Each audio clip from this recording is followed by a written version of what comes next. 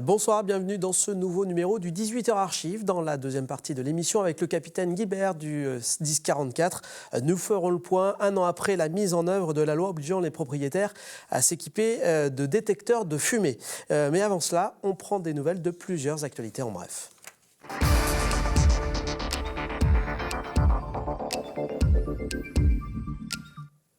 Et on commence en revenant sur une belle affaire et une belle réussite. À l'automne dernier, Valorem, une entreprise spécialisée dans l'exploitation de champs éoliens, lançait une opération de financement participatif. L'objectif de départ était de récupérer 500 000 € pour financer le parc éolien de Saint-Michel-Chef-Chef que l'on voit à l'image, qui est installé depuis 2010. La particularité, c'est que les habitants du canton bénéficiaient d'une sorte de bonus. Au lieu de toucher 5% d'intérêt, ils pouvaient obtenir 7%. Eh bien, l'opération a été un vrai succès.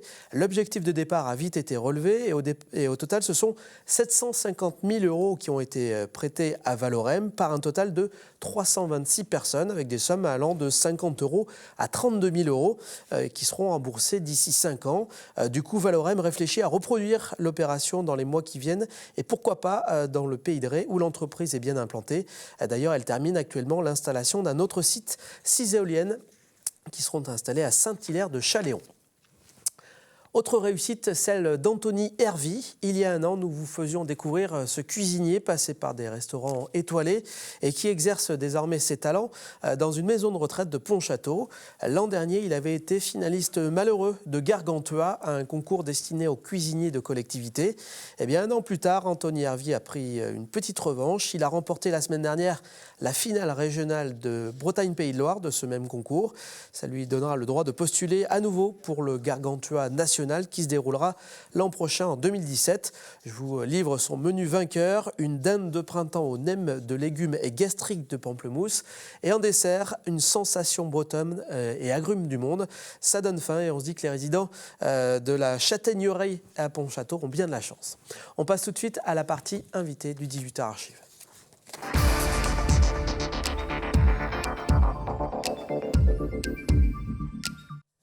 Depuis un peu plus d'un an maintenant, tous les foyers sont censés être équipés de détecteurs de fumée, des dispositifs qui, on va le voir, sauvent des vies.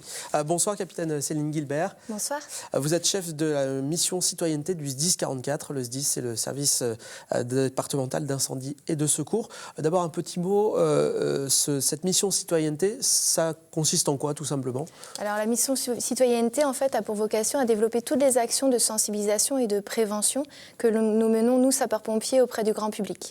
Alors prévention, justement, il en est question avec ces détecteurs de fumée.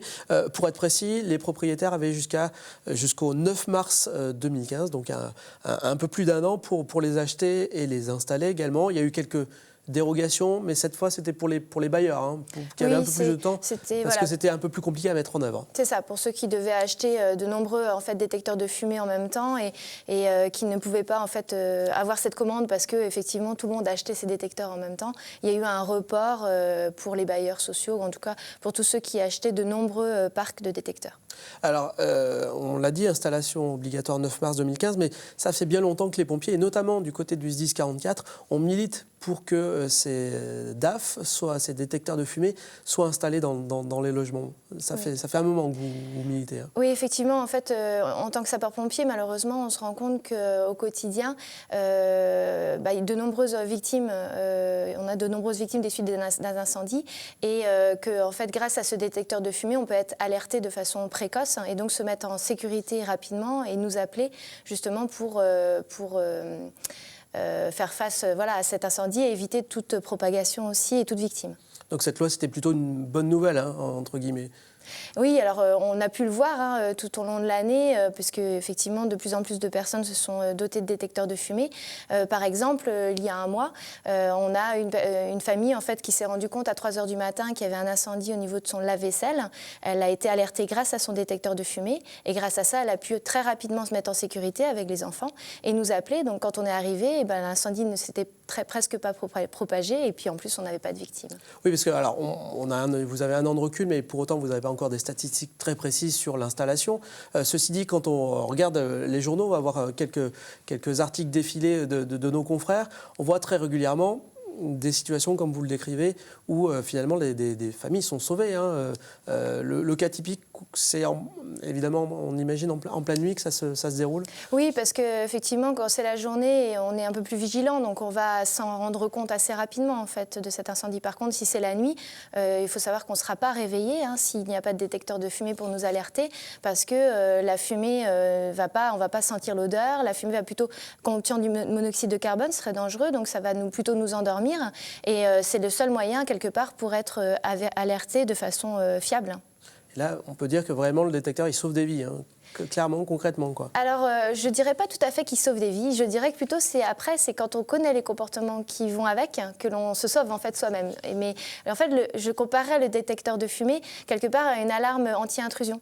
C'est-à-dire qu'il va vous alerter du danger. Mais ensuite, c'est vous qui allez vous mettre en sécurité. Et pour ça, c'est important aussi de bien comprendre en fait que les dangers viennent des fumées et que il faut, en fait, là où il y a de la fumée, il ne faut pas y aller. C'est ce que l'on dit. Parce que malheureusement, parfois, des personnes en fait, vont se mettre en danger, même si elles sont réveillées par leur détecteur de fumée, en voulant à tout prix évacuer, par exemple, dans une cage d'escalier en fumée. Et c'est très dangereux. Il faut savoir qu'en 2 respirations, on peut tomber inconscient. La fumée, c'est comme si on respirait de l'acide. C'est aussi très chaud, puisqu'en fait, on peut monter, la température de la fumée peut monter jusqu'à 800 degrés. Et c'est opaque, c'est-à-dire qu'on va se perdre en fait, dans une pièce complètement enfumée. Donc, en gros, si on a la malchance de se retrouver dans une pièce enfumée, on a très très peu de chances de s'en sortir. Donc il y a des situations où parfois il faut se confiner aussi et rester dans la pièce où l'on est. Alors on va aborder tout l'aspect consigne de sécurité complémentaire à ces détecteurs de fumée. On va avant cela se replonger un an en arrière.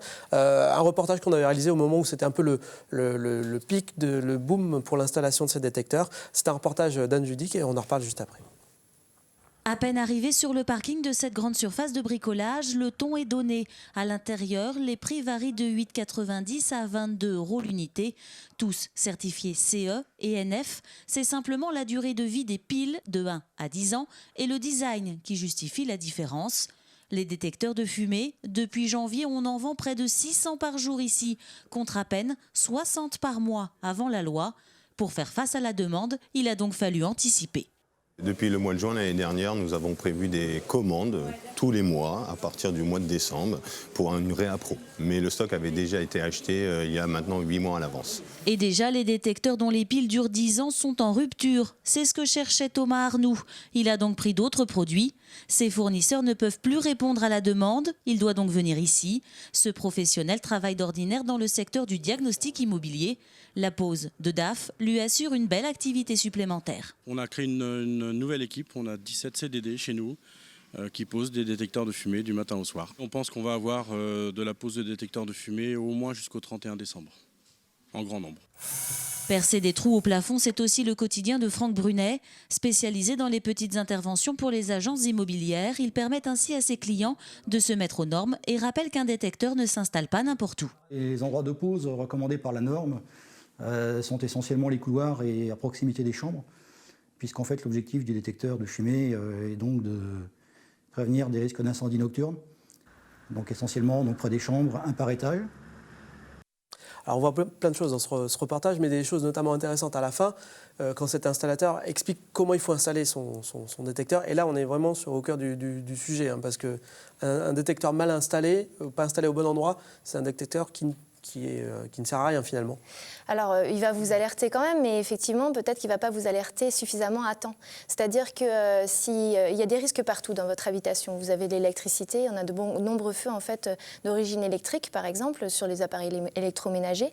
Et si vous avez un départ de feu, par exemple, dans votre chambre, il y a de l'électricité à cet endroit-là, et que vous avez placé votre détecteur de fumée dans la pièce qui est à côté, le salon, ou le couloir qui dessert les chambres. La difficulté, c'est que si votre porte est fermée, le détecteur de fumée ne sonnera qu'à partir du moment où la fumée sera allée dans le couloir. Donc vous n'allez pas en fait vous en rendre compte. Peut-être les autres habitants vont eux être alertés suffisamment à temps, mais en ce qui vous concerne, nous on vous conseille quand même de mettre un détecteur dans toutes les chambres et les pièces de vie, en tout cas les locaux à risque. Ouais, en fait, il faut multiplier les détecteurs, c'est bien ça qu'on comprend. Même si c'est un coût peut-être un peu plus supplémentaire, c'est la seule solution finalement pour avoir une couverture optimale.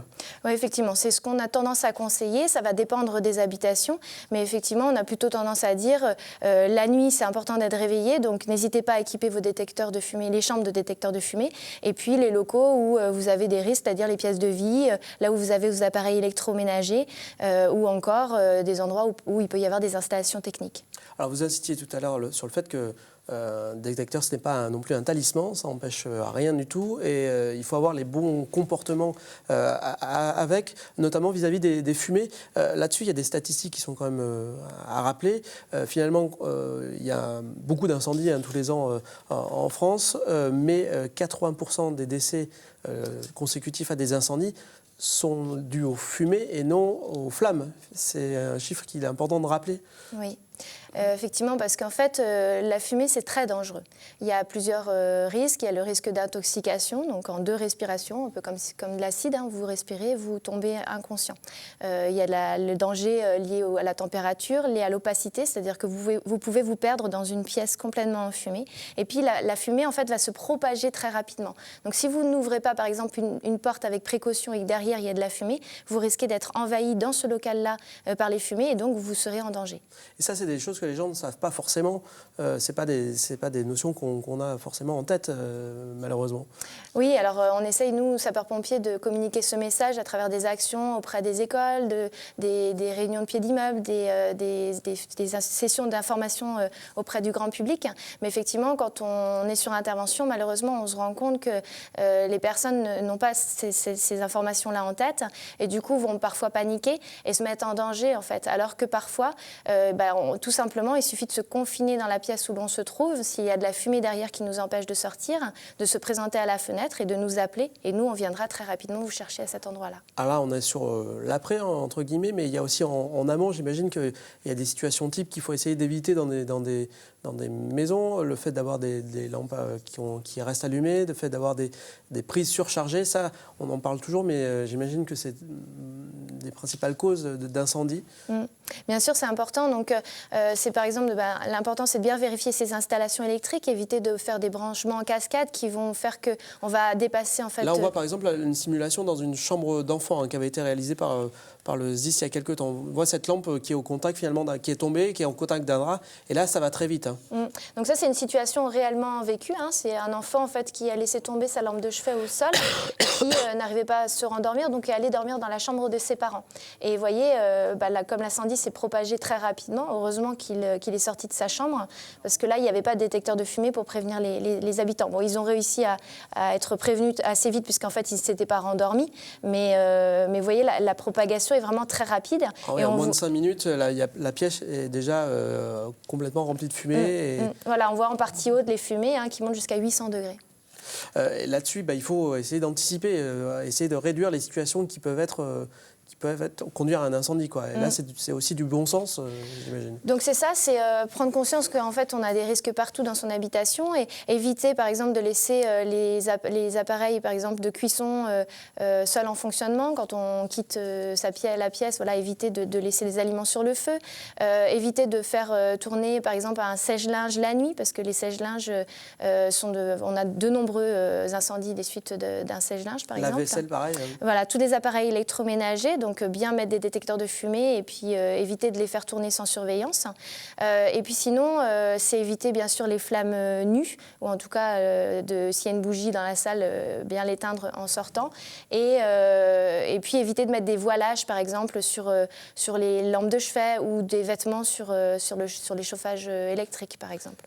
Il nous reste en gros 1 minute. Il y a aussi un aspect que vous abordiez quand on préparait cette émission en disant que parfois les détecteurs de fumée, si on ne les installe pas bien et qui sonnent souvent, on risque d'en avoir marre et de les éteindre finalement. Et là, c'est pas bon non plus, évidemment. Oui, c'est important. Donc les détecteurs, on les place en fait à distance des appareils de cuisson. On ne les met pas dans la salle de bain non plus parce qu'il y a de la vapeur. Et puis on les entretient, c'est-à-dire qu'on vérifie les piles régulièrement. Mais on enlève aussi par exemple la poussière régulièrement qui peut être source de déclenchement intempestif. Et voilà, si jamais il sonne trop souvent, on peut aussi le déplacer pour éviter qu'il nous embête. Parce que c'est vrai qu'il y a un certain nombre de personnes qui du coup ont enlevé les piles des détecteurs.